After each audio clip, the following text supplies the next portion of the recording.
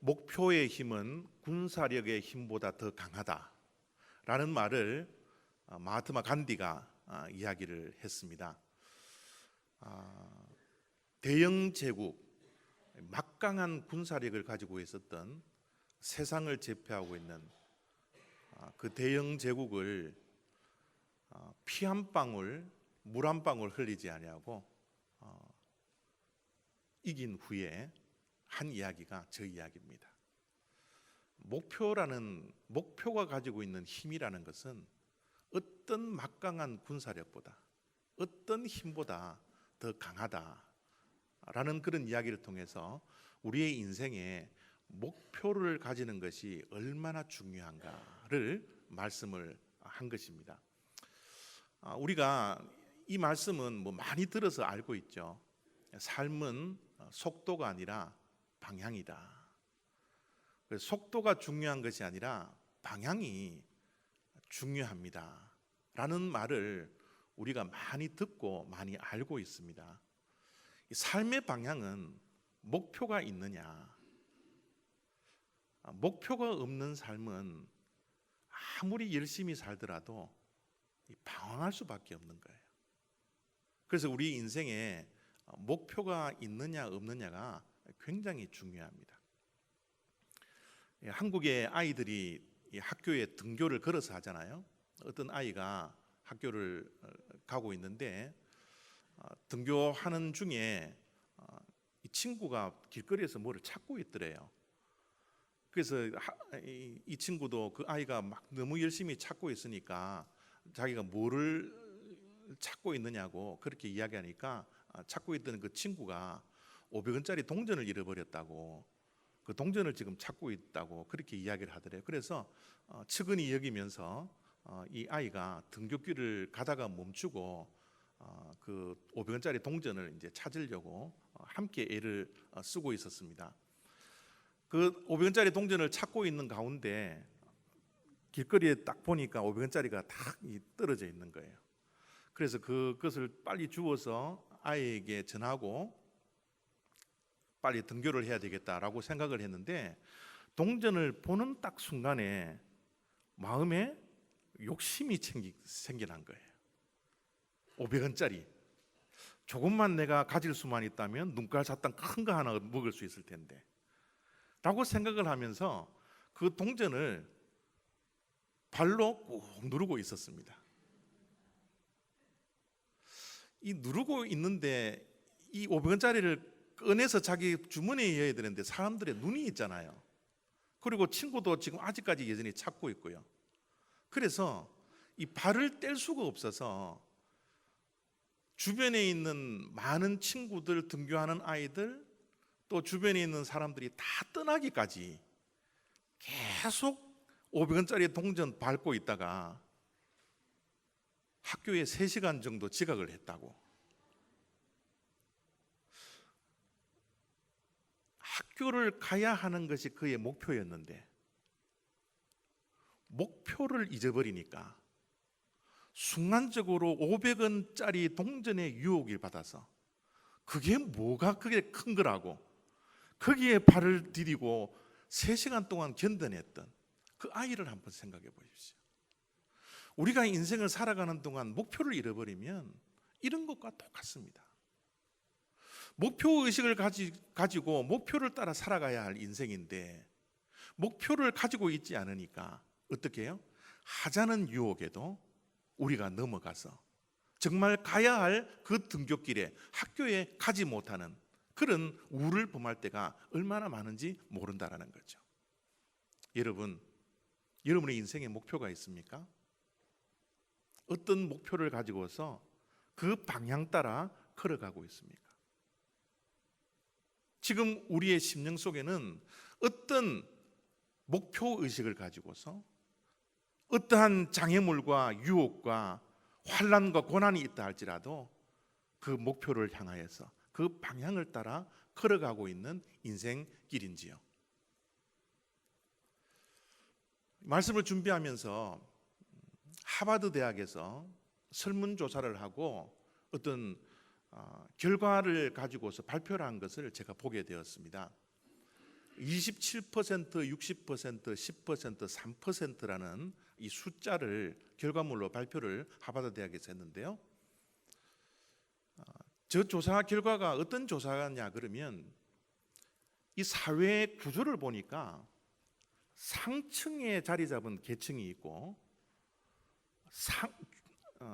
중간 위에 중상의 계층이 있고요, 중하층의 계급이 있고요, 또 아주 밑에 있는 하층의 계급, 이렇게 사회 구조가 4개가 있다는 것을 하버드 대학에서 조사 결과를 통해서 알게 되었습니다.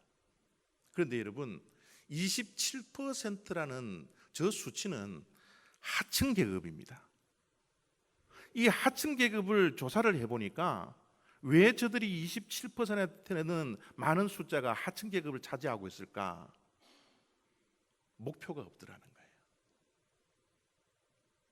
목표가 없는 사람들은 이 사회의 하층의 부류에 속해 있고 60%나 되는 저 수많은 사람들의 모습은 목표는 있지만 흐지부지하더라는 거예요. 그것을 목표는 가지고 있고 꿈은 꾸고 비전은 가지고 있지만 거기에 대해서 아무런 노력도 하지 않는 그런 계급이더라는 거예요. 그것이 이 사회 전반적인 60%를 차지하고 있더라는 거예요. 올해 우리 교회의 표어 목표가 뭡니까? 성경 읽자는 거 아닙니까? 하나님의 말씀으로 충만하자는 거 아니에요? 목표는 정해놓은데 이게 9월 말쯤 되니까 이게 흐지부지 되더라는 거예요. 이게 어떻게 보면 사회 전체의 60%에 해당하고 있는 부분인지도 모르죠. 또 10%는 목표는 있는데 그 목표를 위해서 열심히는 살고 있는데 그 목표가 장기 목표가 아니라 단기 목표에 불과하더라는 거죠. 그 단기 목표를 향해서 최선을 다하는 그 사람들은 사회의 10%가 되는데 중상층의 자리를 잡고 있더라. 근데 마지막 상층에 해당하는 사람들은 3%에 불과한데요. 이 3%의 사람들을 보니까 단기적인 목표도 있을 뿐만 아니라 장기적인 목표, 정말 일생을 어디를 향하여서 가야 하는지 그 방향 설정을 하고 그 목표를 향하여서 뚜렷하게 그 길로 걸어가는 사람들, 그 목표 설정이 분명하고 그 길을 따라갔던 사람들을 보니까 이 사회의 상류 계급에 속하는 사람이었다라는 것을 조사 결과로 발표를 얼마 전에 했습니다. 저 말씀을 들으니까 그럴듯하지 않나요?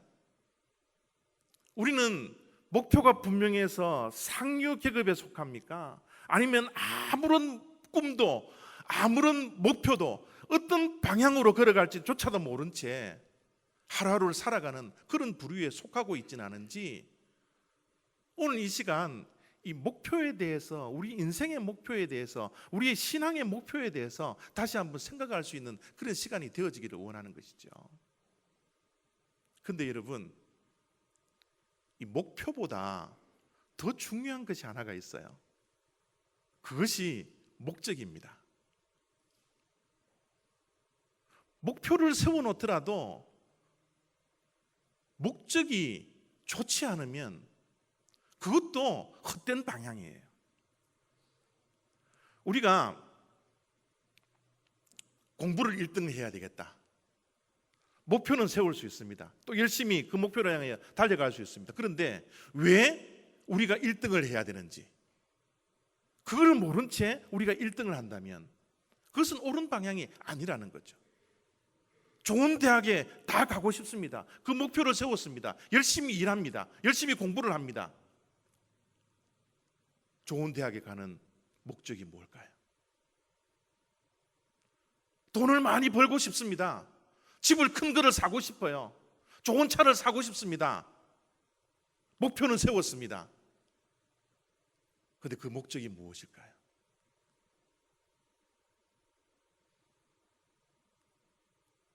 우리의 인생에 이 목적이, 목표도 중요하지만 목적의식을 가지면서 살아가는 것이 얼마나 중요한지 몰라요. 제가 기억하기로는 저 책이 나온 지 한 15년 정도 되었다라고 생각이 듭니다. 저 책은 기독교인이든 기독교인이지 않든 수많은 사람들에게 읽혀진 그런 책입니다. 여기 계시는 우리 올리브교회 성도님들도 제 책을 읽으신 분들이 많이 있으리라 생각이 드는데요.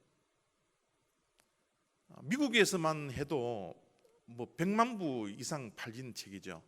그리고 50여 개국의 나라의 언어로 번역이 되어서 전 세계에 팔렸던 그런 책입니다. 여러분, 저 책이 저토록 많이 팔리고 많이 읽혀진 이유가 뭘까요? 왜 이 시대에 15년 이 기간 동안 지금도 베스트셀러 가운데 베스트셀러로 남아 있을까요? 이 시대가 목적을 잃어버렸기 때문에 그래요.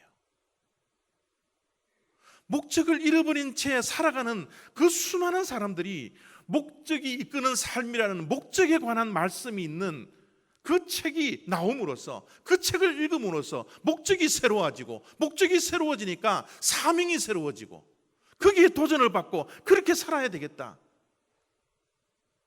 수많은 도전을 주었기 때문에 저 책이 수많은 사람들에게 읽혀진 그런 베스트셀러 가운데 하나가 되어 있지 않겠습니까?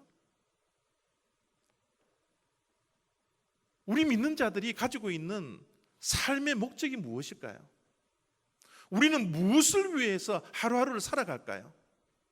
과연 우리는 무엇을 위해서 살아가는 이유가 무엇인지를 우리가 분명히 알면서 하루하루를 살아가는 그런 주님의 백성들 되어지기를 원하는 것이죠.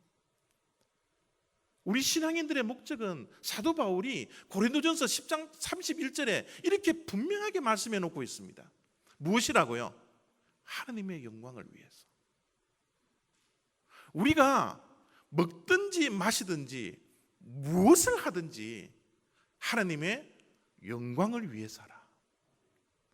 우리 그리스도인의 다른 목적이 있습니까? 우리의 삶에 다른 이유가 있나요? 먹고 마시는 문제까지 이 일상생활에서 우리가 반복해서 아무 뜻도 없이 아무 생각 없이 하는 그 먹고 사는 문제까지도 하나님의 영광을 위해서 하라.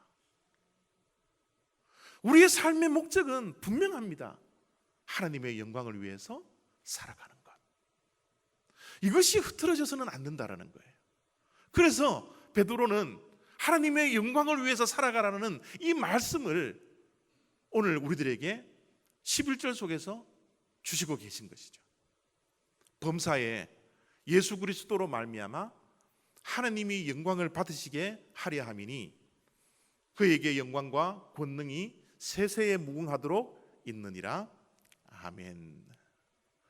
범사에 모든 일에 예수 그리스도로 말미암아 하나님이 영광을 받으시게 하려 합니다.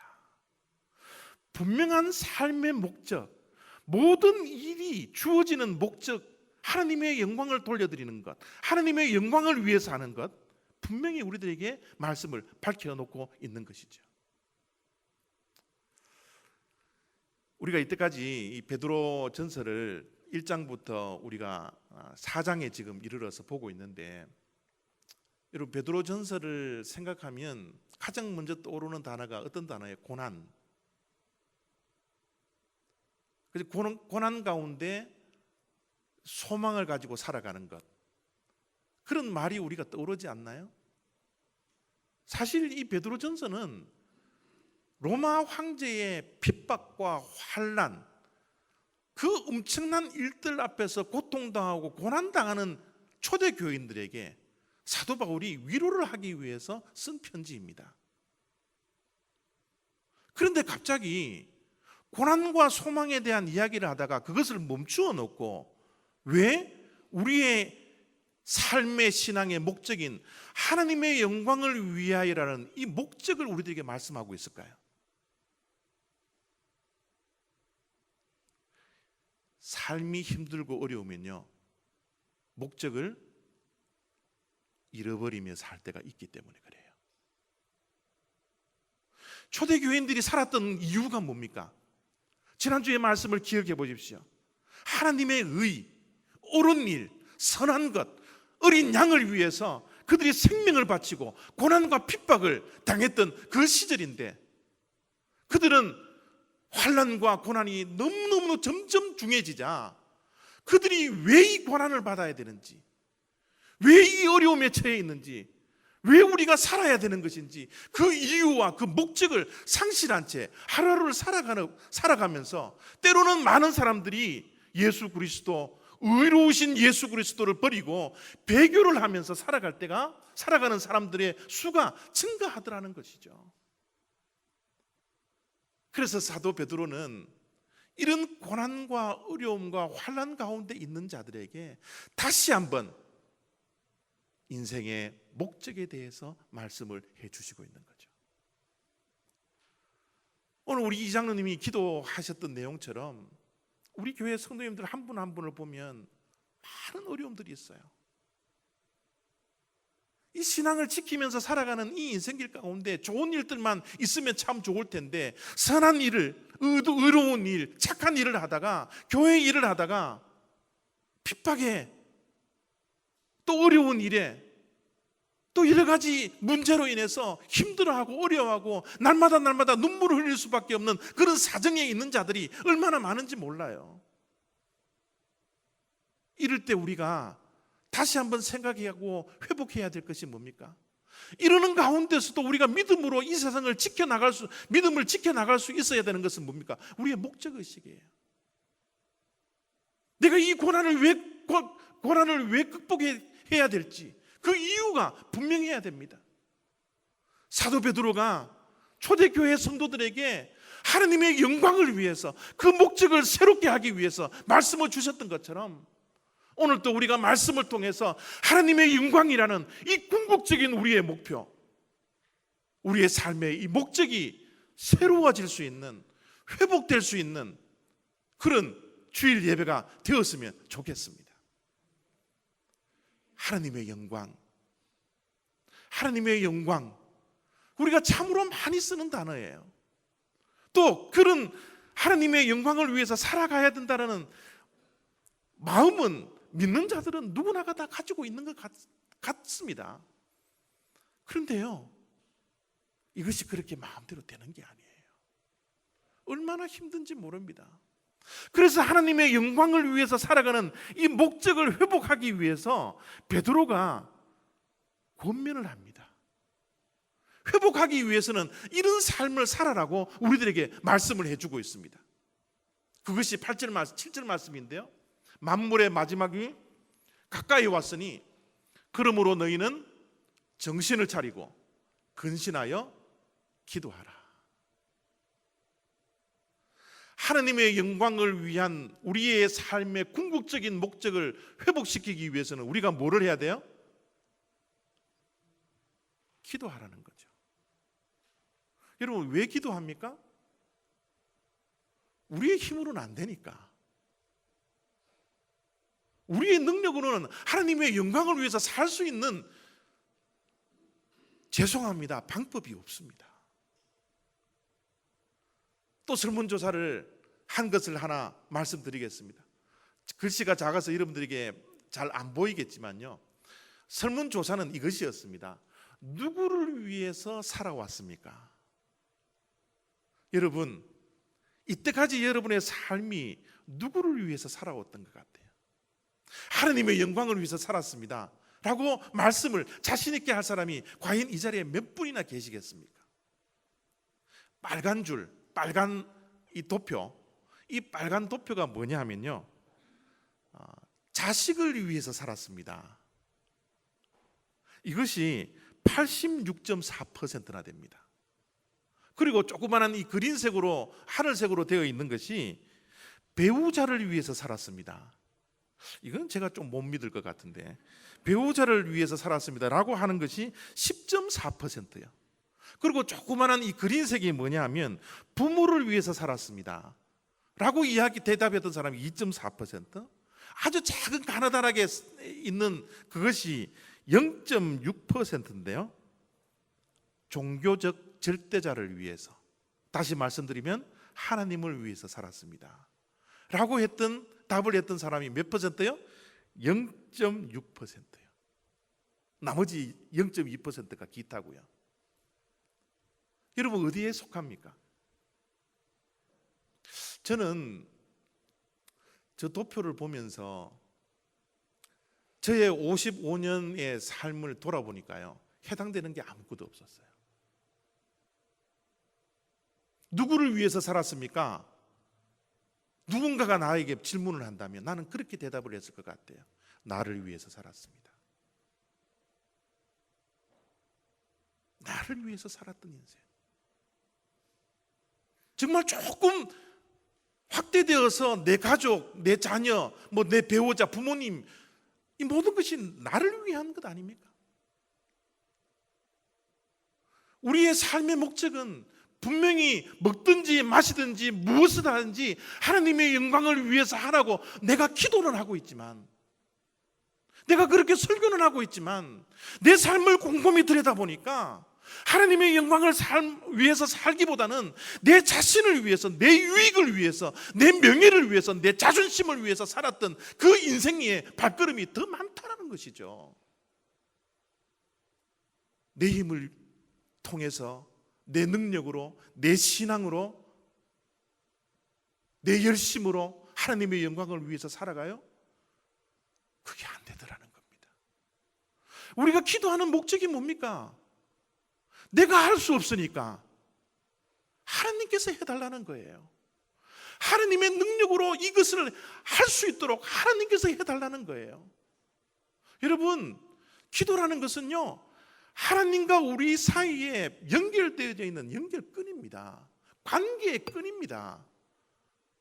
이거 놓치면 내 인생을 내 마음대로, 내 뜻대로, 내 생각대로, 내 열심으로 살아가지만 이 연결고리, 기도라는 이 연결의 고리를 우리가 놓지 않고 살아갔을 때 내 인생이 내 힘으로 살할 때는 실패하지만 하나님의 능력으로, 하나님의 지혜로, 하나님의 성령의 기름 부음으로 할 때는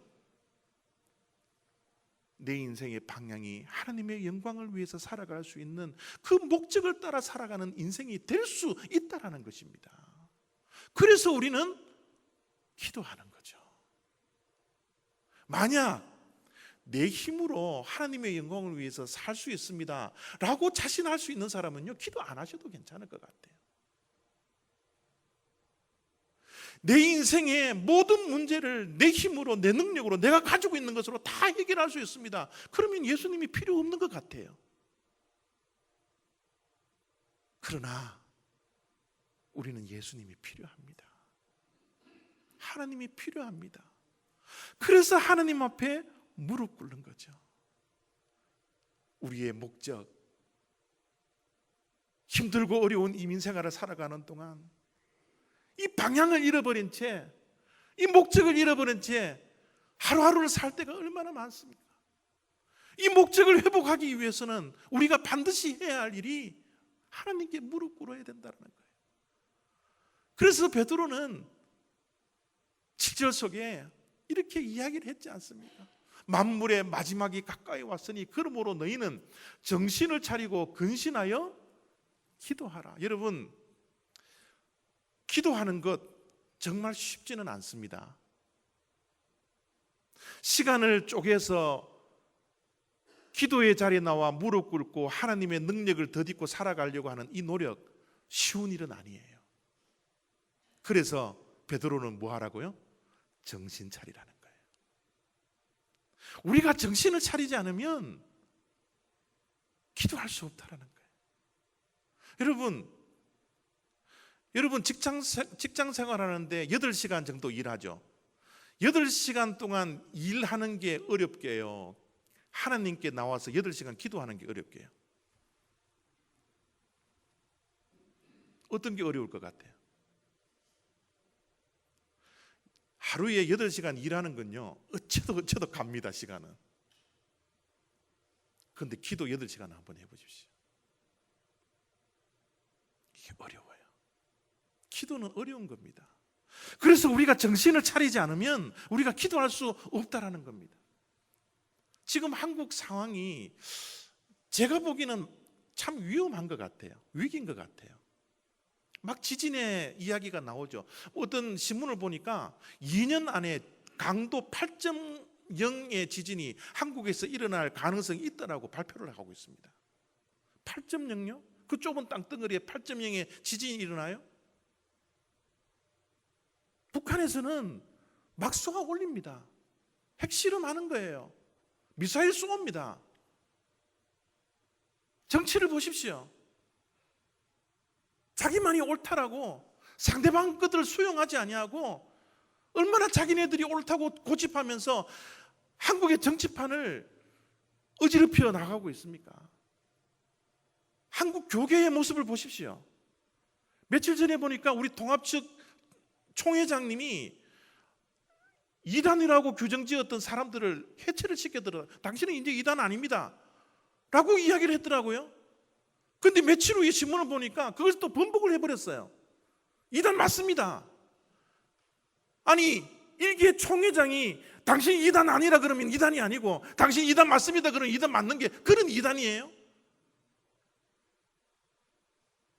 교회가 이런 거예요. 여러분, 우리가 지금 정신 차리지 않으면 이 마지막 때에 우리가 어떻게 믿음을 지키고 살아갈 수 있어요?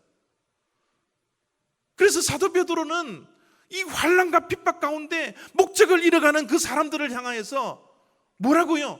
정신을 차려서 기도하라는 거예요. 사단 마귀는 이 마지막 때에 우리의 정신을 자꾸 혼미시키게 나가는 거예요. 기도할 수 없을 만큼 우리의 정신이 혼미되어져 있는 시대에 우리가 살고 있는 것이 진짜 현실이지 않습니까? 우리의 모습이지 않나요? 주님께서도 제자들에게 말씀하십니다. 시험에 들지 않게 깨어 있어 기도하라. 기도할 수 있는 것은 깨어 있을 때 할 수 있다는 거예요. 정신을 차려 깨어 있을 때 우리는 기도할 수 있다는 거예요. 시험에 들지 않도록 깨어서 기도하라. 마음에는 원이로되 육신이 약함이라. 우리 한국에 속담이 이런 말이 있죠. 호랑이 굴에 잡혀가도 정신만 차리면 산다고요. 어떠한 척박한 상황 속에서도 우리가 정신줄만 놓지 않고 정신만 딱 차려 있으면 얼마든지 견뎌 나갈 수 있다는 그런 조상들의 속담이지 않습니까? 그런데 이 속담이요, 성경 속에서도 실현이 된 사건이 있었습니다. 사자굴에 들어가 있던 이 다니엘이 살아서 돌아왔어요. 어떻게 해요? 사자굴에 들어가 있음에도 불구하고 그는 깨어서 기도했기 때문에 그렇다는 거예요. 깨어서 기도하면 승리합니다. 정신을 차려서 기도하면 승리합니다. 우리가 이 땅에 혼미한 시대에 살아가고 있는, 이 종말의 시대에 살아가고 있는 이 시대에 살면서 우리는 정말 정신 차려야 합니다. 이 세상을 향하여서, 우리 교회를 위해서, 우리의 인생을 위해서, 우리의 가정을 위해서 사단의 도구가 되지 아니하도록 우리는 정신 차려 기도해야 될 때, 기도할 때 잃어버렸던 이 목적이, 하나님께 영광 올려드려야 한다는 이 목적이 회복되어서 올바른 방향으로 걸어갈 수 있는 능력이 하나님으로부터 우리들에게 주어진다는 거예요. 여러분, 기도는 정신 차려서 기도도 해야 되지만 정신 차릴 뿐만 아니라 근신하여 기도하라, 그렇게 말씀을 하고 있습니다. 여러분, 근신하다라는 것은 영어 성경을 보니까 self control이라는 단어를 썼어요. 절제입니다. 절제요. 여러분, 우리 이민 사회를 살다 보면 우리 한국 사람의 이 장점이라 그래야 될지 단점이라 그래야 될지 모르겠지만 정말 열심히 사시는 것 같아요. 우리 이민자들의 모습을 보면 정말 열심히 살아요. 뭐 12시간, 14시간 그냥 더 열심히 살지 못해서 그저 안다라는 것이 우리 이민자들의 모습이지 않습니까? 저도 주중에 새벽기도 있을 때는 새벽 4시 반에 일어나서 8시, 9시까지 여기 있습니다. 열심히 합니다. 그런데 여러분, 이 열심히 사는 것이 기도하는 것을 막고 있다면 그 열심도 절제할 수 있어야 합니다. 하나님과의 관계를 가지지 못하도록 열심이 있다면 그 열심도 우리가 절제할 수 있어야 되는 거예요. 여러분, 예를 하나 들어볼게요. 마가복음 1장을 여러분 집에 가서 보시면 40절부터 45절까지 예수님이 나병 환자를 고치는 그 이야기가 나옵니다. 나병 환자를 예수님께서 고치시면서 말씀을 주시는데, 어떤 말씀을 주시나 그러면, 너가 낳은 것을 아무에게도 말하지는 안 된다. 너는 낳은 몸을 제사장에게 가서 내 몸을 보여줘라. 그 2가지를 이야기를 합니다. 그런데요, 이 나병 환자가 길을 가다가 나병이 나아버리거든요. 나병이 나아버리니까 너무너무 기뻐서 자기 열심을 가지고 이거는 가만히 있어서는 안 된다. 내가 막 간증을 해야 되겠다. 사람들 만날 때마다 내 병이 고침을 당했습니다. 저 나사렛에서 온 예수라는 사람이 내 병을 고쳐주었습니다. 막 열심을 가지고서 여러분 막 간증하고 막 돌아다닙니다. 여러분, 자기의 열심으로 간증을 했던 것, 그것이 나쁘다라는 게 아니에요. 그것이 악하다라는 게 아닙니다. 너무 열심히 하다 보니까 예수님께서 하셨던 말을 잊어버린 거예요. 예수님께서 뭐라 그래요? 아무에게 가서도 말하지 말라고, 오직 제사장에게만 가서 내 몸을 보이라고, 그렇게만 말씀했는데 자기의 열심을 때문에 간증하러 막 돌아다니는 그 나병 환자의 모습을 마가복음 1장을 통해서 우리가 볼 수 있는 거예요. 여러분, 열심히 하는 건 너무너무 중요하죠. 열심히 사는 것 너무너무 중요합니다. 그런데 하나님의 말씀을 불순종하면서까지 열심히 살 필요는 없다라는 겁니다. 하나님과의 관계를 버리면서까지 열심히 살아서는 안 된다라는 거예요. 그래서 뭐라 그래요? 근신하여 기도하라는 거예요. 열심까지 절제하면서 기도하라는 거예요. 그럴 때만이 우리의 목적이 회복될 수 있습니다. 그렇게 말씀을 하고 있는 거죠. 그리고 나서 8절 속에 이렇게 말씀을 하는데요, 무엇보다 뜨겁게 서로 사랑할지니 사랑은 허다한 죄를 덮느니라. 여러분, 하나님께 영광을 위해서 살아가는 자들은요, 기도해야 될 뿐만 아니라 사랑하라는 거예요. 사랑하는 것이 하나님의 영광을 위해서 살아가는 삶입니다. 사랑하지 않는 삶은 하나님의 영광을 위해서 사는 목적 잃어버린 삶입니다. 그렇게 말씀을 하고 있습니다. 8절 속에 우리가 눈여겨보아야 할 것이 무엇보다도, 이 무엇보다도라는 단어는 뭐예요? 가장 최우선의 삶의 모습, 하나님께 영광을 위해서 살아가는 삶의 모습은 무엇보다도, 그 무엇보다도 서로 사랑하는 것. 여러분, 하나님께 기도하는 자들은요, 하나님과의 관계가 친밀한 사람은 이웃과의 관계에서도 승리해야 합니다. 하나님과의 관계만 좋다고 해서 이웃 관계를 무시해서는 안 돼요. 하나님의 관계가 중요한 사람은 그만큼 이웃과의 관계를 사랑의 관계로 만들고 그런 관계로 살아가야 합니다. 그것이 진짜 하나님께 영광을 위해서 살아가는 삶의 모습이에요. 신앙생활을 하는 가운데 말씀은 열심히 봐요. 기도는 열심히 합니다. 그런데 서로 사랑하지 않아요. 그것은 하나님이 원하시는 삶이 아닙니다. 하나님께 영광을 돌려드리는 그런 삶이 아니에요. 거꾸로 사랑과의 관계는 좋지만 하나님과의 관계가 엉망인 사람, 그것도 하나님이 원하는 삶이 아닙니다. 하나님께 영광을 위해서 살아가는 자는 수직의 관계, 수평의 관계, 이 밸런스를 잘 맞추면서 살아가는 자입니다. 우리의 사랑은 뜨겁게 사랑해야 된대요. 이 사랑이 식어져서는 안 된다라는 겁니다. 예수님도 우리들에게 말씀을 해주십니다. 사랑에 대한 말씀을 주실 때 우리가 식지 아니하고 뜨거운 사랑을 어떻게 지속되게 하나님의 영광을 위해서 사랑할 수 있는지에 대한 말씀을 이렇게 주십니다. 내가 너희를 사랑한 것이 너희도 서로 사랑하라. 내가 너희를 사랑한 것 같이 너희도 서로 사랑하라. 여러분, 사랑이 식지 않기 위해서는 우리의 사랑은 일방적인 사랑이 되어서는 안 돼요.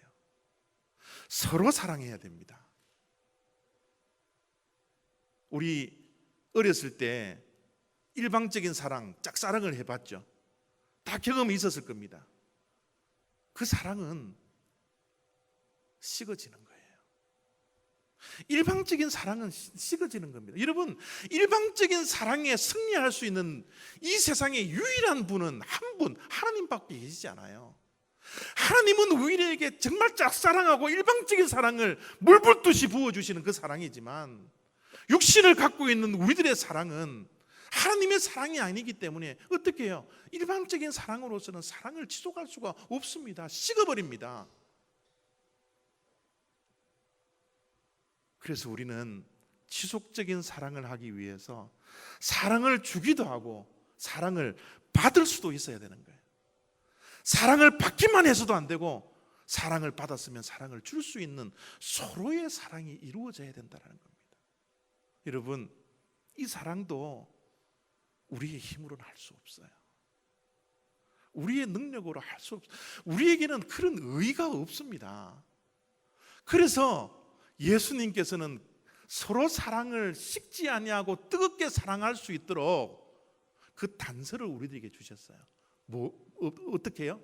내가 너희를 사랑한 것 같이 너희도 서로 사랑하라. 예수님이 우리를 어떻게 사랑했어요? 덮어주는 사랑이죠. 이 덮어주는 사랑, 죄와 허물을 덮어주는 사랑이 아니면 우리의 사랑은 깨어질 수밖에 없는 사랑이라는 것을 예수님이 알고 계셨기 때문에 우리들은 뭐예요? 허다한 죄를 덮는 사랑, 덮어주는 사랑을 할 때 우리는 사랑이 지속될 수 있고 식지 않는 사랑이 될 수 있다는 겁니다. 우리가 인간관계를 가지면서요, 사람들 보면 허물이 많아요. 저를 보면요, 허물이 많습니다. 저같이 십몇 년 동안 이렇게 같이 신앙생활 하시는 분은요, 처음에는 사람이 좀 좋게 보일지 모르겠지만 그렇지 않습니다. 허물투성이에요. 약점투성이에요. 여전히 열등감 속에 사로잡혀 있어요. 여전히 사람들이 칭찬을 해주면 이러면 우울해지고요.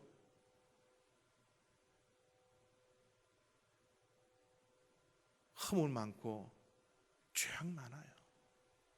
그러나 그런 허물 많은 자를 주님은 그 허물을 덮어주시더라는 거예요. 주님이 덮어주시지 않더라면 우리가 어떻게 이게 존재할 수 있겠습니까? 여러분, 이 말을 하고 있는 이 사도 베드로의 모습을 한번 보십시오. 사도 베드로 허물투성이지 않나요? 열심은 있었지만 죄악투성이지 않았나요? 예수님을 부인하는데 세 번째 부인할 때는 저주하면서 부인했던 자입니다. 그런 자를 예수님께서는 찾아오셔서 그의 죄를 덮어주시는 거예요. 그의 허물을 덮어주시는 겁니다. 그 덮어주는 사랑이 없었더라면, 허다한 죄를 덮어주시지 않았더라면 베드로가 어떻게 그 위대한 사도가 되었을 것입니까? 우리가 어떻게 이 자리에 있을 수 있었겠습니까? 베드로가 말씀하는 것은 하나님의 은혜를 받았기 때문에, 그 죄의 허물을 덮어주는 그 사랑의 장본인이었기 때문에 믿는 자들을 향하여서 죄를 덮으라고, 죄를 숨겨주라고, 죄를 들추어내지 말라고. 우리의 관계는 서로의 약점을 덮어주고 서로의 허물을 덮어주는 그 사랑이 있을 때지만이, 그 사랑이 식지 아니하고 뜨거워지는 그 사랑이 지속될 수 있다라고. 서로 사랑하되 뜨겁게 사랑하라고. 그 사랑은 죄를 덮어주는 사랑이라고 우리에게 말씀을 하고 있는 겁니다. 우리가 이런 사랑을 할 때 하나님의 영광을 위해서 살아가는 그런 인생이 되는 거예요. 하나님의 영광을 위해서 목적을 새롭게 하려고 하는 우리 올리브교회 성도님들 한 분 한 분은 우리가 기도할 뿐만 아니라 서로 사랑하되 뜨거운 사랑을 할 수 있는, 사랑이 식지 않는 그런 관계가 되는 그런 회복이 저와 여러분의 신앙생활 가운데 계속 이어지기를 원하는 것입니다. 하나님의 영광을 위해서 살아가기 위해서는 선한 청지기가 되어야 합니다. 선한 청지기, 청지기라는 뜻은 뭡니까? 주인의 계산을 맡아 관리하는 사람이에요. 여러분, 우리가 하나님의 영광을 위해서 살아가는 이 목적을 회복하기 위해서는 나의 정체성을 분명히 해야 합니다. 우리의 정체성이 무엇입니까? 내가 주인이 아니라 매니저라는 겁니다. 악한 청지기는, 악한 매니저는 주인의 마음과 주인의 뜻과는 아무런 관계없이 자기 마음대로, 자기 뜻대로, 자기의 유익을 위해서 살아가는 것이 악한 청지기의 모습이에요. 그러나 선한 청지기의 모습은 그런 모습이 아닙니다. 하나님의 뜻이 무엇인지, 주인의 뜻이 무엇인지, 주인의 유익을 위해서 주님의 마음을 알고 그것을 그대로 실천하려고.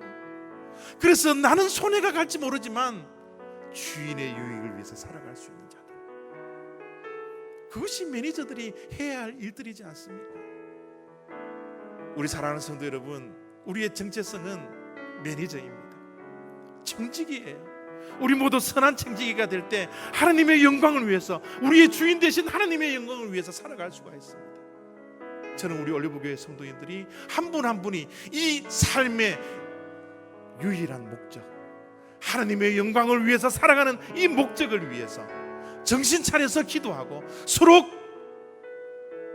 사랑하며 청지기의 이 정체성을 가지고서 하루하루를 살아가며 이 목적 따라 방향 잃어버리지 아니하고 굳건히 믿음으로 표대를 향하여서 걸어갈 수 있는 승리하는 주님의 백성들 다 되시기를 부탁드립니다. 기도하겠습니다.